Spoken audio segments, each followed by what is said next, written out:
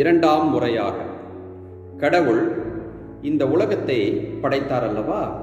ஆறாவது நாளில் மனிதனை படைத்துவிட்டு மனிதனுக்கென்று ஒரு சிறப்பான ஆசிரை அவர் வழங்குகின்றார். அது என்ன ஆசிர் என்று உங்களுக்கே தெரியும். நீங்கள் பல்கி பெருகி பூமியை நிரப்புங்கள். இந்த ஆசீர்வாதத்தை மனதில் வைத்துக்கொண்டு இன்றைய முதல் வாசகத்திற்கு வருவோமே.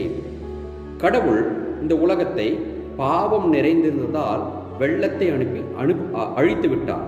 அதற்கு பிற்பாடு வெள்ளம் வடிந்த பிற்பாடு நோவாவும் அவரது புதல்வர்களும் வெளியே வந்தவுடன் கடவுள் சொல்கின்றார், மீண்டும் இரண்டாவது முறையாக அதே ஆசீர், நீங்கள் பல்கி பெருகி பூமியை நிரப்புங்கள் என்று சொல்கின்றார்.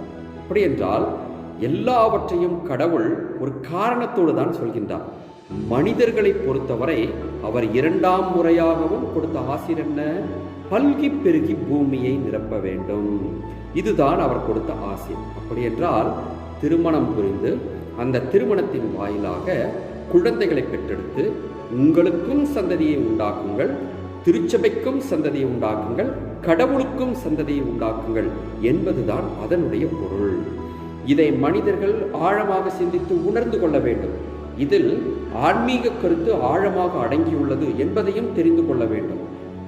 இதை உணராத பொழுதுதான் சில பேர் என்ன செய்து விடுகிறார்கள்?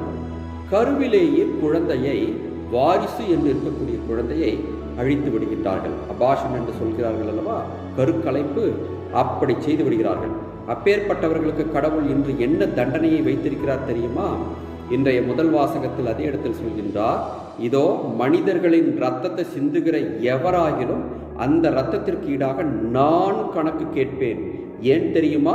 அந்த மனிதன் எனது சாயலாக படைக்கப்பட்டவன், ஆகவே நான் கணக்கு கேட்பேன் என்று சொல்கின்றார். அப்படி பார்க்கும் பொழுது ஒரு குழந்தையை கருவில் அழித்தால் அதுவும் ஒரு கொலைதான், அதற்கும் கடவுள் கணக்கு கேட்பார் என்பதை மனிதர்கள் உணர்ந்து கொள்ள வேண்டும். இதை விடுத்துவிட்டு மனிதர்கள் எப்பொழுதுமே வாரிசை, மண்ணுலகை நிரப்புவதற்கு வாரிசை கடவுள் கொடுக்கின்றார், அதற்கு கீழ்ப்படிந்து திருமணத்தின் வாயிலாக வாரிசை நான் பெற்றுக்கொள்வேன் என்ற ஆழமான சிந்தனையை வளர்த்து கொள்வதுதான் நல்லது.